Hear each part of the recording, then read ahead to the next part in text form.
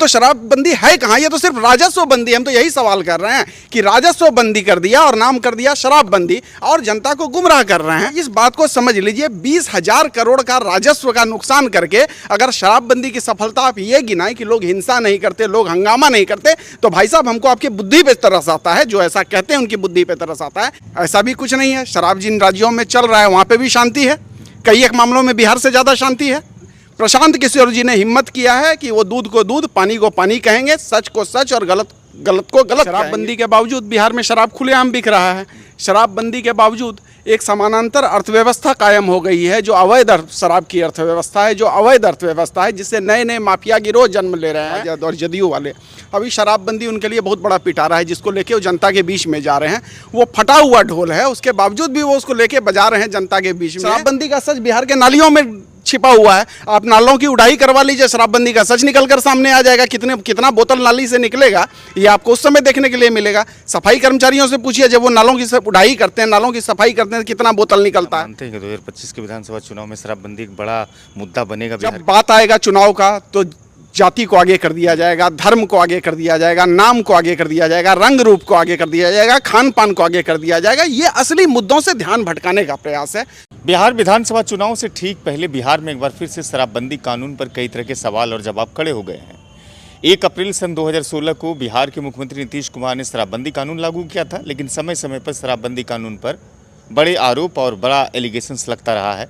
हाल ही में बिहार की राजनीति में सिक्का आजमाने आए कल तक के रणनीतिकार और आज राजनेता बने प्रशांत किशोर जी भी कहते रहे हैं कि अगर हमारी पार्टी सत्ता में आएगी तो महज 1 घंटों के भीतर हम पूरे बिहार से शराबबंदी कानून को ख़त्म कर देंगे। उसके बाद फिर क्या था, विपक्षी पार्टी और तमाम लोग प्रशांत किशोर की आलोचना करने लगे। हमारे साथ जनसुराज पार्टी के भागलपुर के उपाध्यक्ष बाबुल विवेक जी हैं और बहुत ही अच्छे और कद्दावर जुझारू टाइप के कार्यकर्ता माने जाते हैं जनसुराज के। एक मर्तबा प्रशांत किशोर जी का बयान आया कि 1 घंटे के भीतर शराबबंदी कानून को बंद कर देंगे, ख़त्म कर देंगे और नई पॉलिसी लाएंगे, इस एजुकेशन पॉलिसी लाएंगे। शराबबंदी कानून तो अच्छा है, आप लोग इसका क्यों ख़त्म करना चाहते हैं? देखिए, अगर शराबबंदी अच्छा है तो पूरे देश में क्यों नहीं है, पूरी दुनिया में क्यों नहीं है? और शराबबंदी अच्छा कैसे, इस पर एक चर्चा होनी चाहिए। क्या शराबबंदी का नाम सिर्फ कागज़ पे रख देने से शराबबंदी कानून सफल हो जाएगा? धरातल पर शराबबंदी कानून की क्या स्थिति है और इसके पहले जहाँ जहाँ पे भी शराब बंद हुआ है पूरे देश में, हर राज्य की स्थिति को आप देख लीजिए, वहाँ पर शराब की क्या स्थिति रही है। शराबबंदी के बावजूद बिहार में शराब खुलेआम बिक रहा है। शराबबंदी के बावजूद एक समानांतर अर्थव्यवस्था कायम हो गई है, जो अवैध शराब की अर्थव्यवस्था है, जो अवैध अर्थव्यवस्था है, जिससे नए नए माफिया गिरोह जन्म ले रहे हैं, जिससे कि जो अधिकारी है उनकी सांठगांठ हो रही है और एक भ्रष्टाचार का तंत्र चल रहा है। शराबबंदी के बावजूद लोगों को फ्री होम डिलीवरी में 24 घंटे शराब उपलब्ध है, तो शराबबंदी किस बात की है? लेकिन एक आंकड़े भी दिखाते हैं, कहते हैं कि पूरे अगर औसत दर पर बात की जाए महिलाओं के हिंसा, घरेलू हिंसा की बात, तो लगभग 37% महिला हिंसा में गिरावट आई है। राष्ट्रीय स्तर पर अगर महिला सुरक्षा या फिर उसकी हिंसा की बात की जाए तो उसमें भी 47% की कमी आई। ये आंकड़े तो कहीं ना कहीं संतुष्ट या फिर एक तरह का खुशखबरी लाता है बिहार के लोगों के लिए। देखिए, जहाँ तक हम आंकड़ों की बात करते हैं कि अगर आप देखेंगे कि महिला सुरक्षा के स्थिति में अभी उसके आंकड़े को लेकर मैं अभी अपडेट नहीं हूँ कि राष्ट्रीय औसत क्या है, बिहार का औसत क्या है, बिहार का पहले औसत क्या रहा था। लेकिन अगर हम किसी भी प्रकार से शराबबंदी की अगर हम बात करते हैं, विरोधी जब भी कोई विपक्ष के नेता रहते हैं, सत्ता पक्ष के लोग रहते हैं, खास करके राजद और जदयू वाले, अभी शराबबंदी उनके लिए बहुत बड़ा पिटारा है, जिसको लेके वो जनता के बीच में जा रहे हैं। वो फटा हुआ ढोल है, उसके बावजूद भी वो उसको लेके बजा रहे हैं जनता के बीच में, और वो सोच रहे हैं कि इससे एक बेहतर धुन निकलेगी और जनता जो है उनके चाल को नहीं समझ पाएगी। दरअसल है क्या कि पूरे बिहार में अगर हम देखेंगे, अगर आप कहते हैं क्या कि अपराध का दर कम हुआ है, तो जहाँ पर शराबबंदी नहीं है, जहाँ पर शराब चल रहा है, वहाँ का अपराध का आंकड़ा ज़्यादा होना चाहिए। ऐसा भी कुछ नहीं है। शराब जिन राज्यों में चल रहा है वहाँ पे भी शांति है।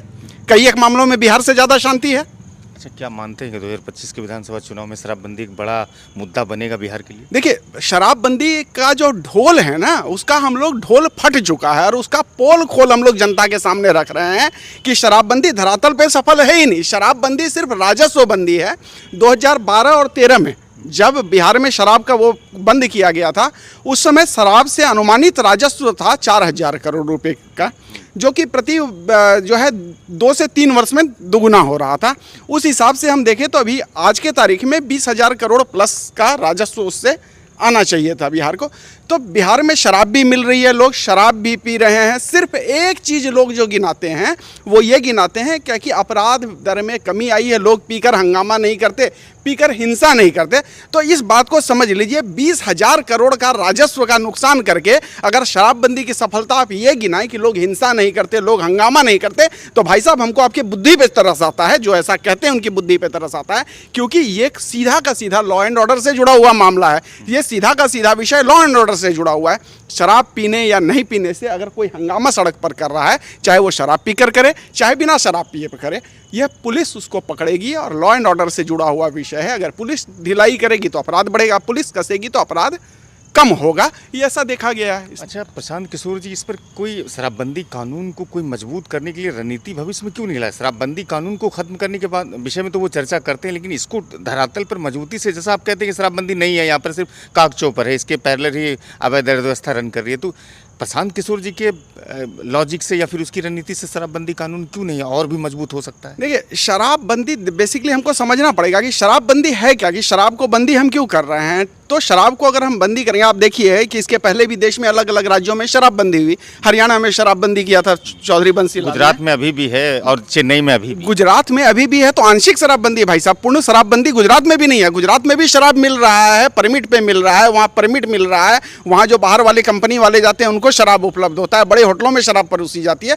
गुजरात की शराबबंदी को पढ़िए। इस शराबबंदी को तो बिहार के लोग अच्छे मानते हैं, तो इन चीज़ों को आप कैसे जनता को समझाएंगे कि शराबबंदी सच माने में नहीं है, सिर्फ दिखावा है? देखिए, जनता इस बात को अच्छे भली भांति समझ रही है। अगर हमारी दो आंखें हैं, हमारा कान है, हमारा दिमाग है, लोगों को भी है, लोग भी समझ रहे हैं कि शराब की क्या स्थिति है। शराब पीने वाले पी रहे हैं। शराबबंदी का सच बिहार के नालियों में छिपा हुआ है। आप नालों की उड़ाई करवा लीजिए, शराबबंदी का सच निकलकर सामने आ जाएगा। कितना बोतल नाली से निकलेगा ये आपको उस समय देखने के लिए मिलेगा। सफाई कर्मचारियों से पूछिए, जब वो नालों की उड़ाई करते हैं, नालों की सफाई करते हैं, कितना बोतल निकलता है।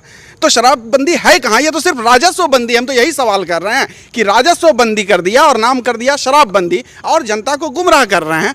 ये वही गुमराही है। मैं प्रतीक चिन्ह की बात करता हूँ कि देश में प्रतीक चिन्ह की राजनीति चलती है। जब बात आएगा चुनाव का तो जाति को आगे कर दिया जाएगा, धर्म को आगे कर दिया जाएगा, नाम को आगे कर दिया जाएगा, रंग रूप को आगे कर दिया जाएगा, खान पान को आगे कर दिया जाएगा। ये असली मुद्दों से ध्यान भटकाने का प्रयास है और यही प्रयास फिर से अभी ये लोग जो स्थापित राजनीतिक दल वाले हैं, यही प्रयास ये कर रहे हैं कि हम फिर से लोगों का मुद्दा से ध्यान भटका दें। लेकिन प्रशांत किशोर जी ने हिम्मत किया है कि वो दूध को दूध, पानी को पानी कहेंगे, सच को सच और गलत को गलत कहेंगे। अच्छा, मैं देखा प्रशांत किशोर जी का एक आर्टिकल पढ़ रहा था, उसने कहा कि ये जो है शराबबंदी जो है ये काबिलियत की राजनीति नहीं है, हम काबिलियत की राजनीति करेंगे। तो काबिलियत की राजनीति क्या हो सकती है? क्या करेंगे प्रशांत किशोर? देखिए, काबिलियत की राजनीति ये है कि राजनीति से जो अपेक्षा लोगों की है, अगर संविधान में राजनीति, अगर हम देश में लोकतंत्र स्थापित हुआ और राजनीति से जो संवैधानिक अपेक्षा है, जो हमारी अपेक्षा है कि राजनीति मुद्दों पे आधारित होगी, देश का विकास करेगी, नागरिकों के उत्थान पे काम करेगी,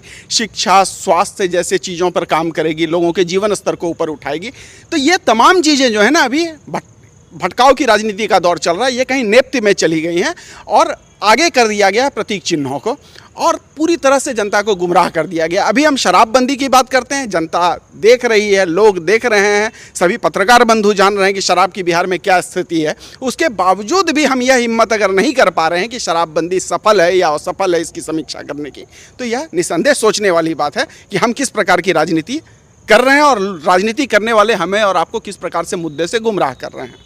शुक्रिया, समय के लिए बहुत बहुत शुक्रिया। बहुत बहुत धन्यवाद आपका। बाबुल विवेक साहब थे, भागलपुर जिला के जो उपाध्यक्ष हैं जनसुराज पार्टी के। वो कह रहे थे कि आंशिक रूप से शराबबंदी है, ज़मीन पर कुछ नहीं है और इसके खिलाफ जो है एक अवैध तरीके की जो अर्थव्यवस्था है वो काम कर रही है, सरकार को खोखला भी कर रही है। राजनीतिक विश्लेषक इस बात को मानते हैं कि 2025 के विधानसभा चुनाव में बिहार में शराबबंदी एक प्रमुख मुद्दा बन सकता है और इसी हिसाब से प्रशांत किशोर भी अपनी रणनीति को तैयार करने में लगे हुए हैं। जानकारी के लिए बताते चलें कि प्रशांत किशोर की राजनीति का मेन मोटो जो है वो कहते हैं कि उद्योग लगाएंगे, लोगों को रोजगार देंगे, लोगों को नौकरी देंगे। अगर वीडियो अच्छी लगी हो तो साझा कीजिएगा। पहले की तरह चैनल को सब्सक्राइब नहीं किया, सब्सक्राइब कीजिएगा। शुक्रिया।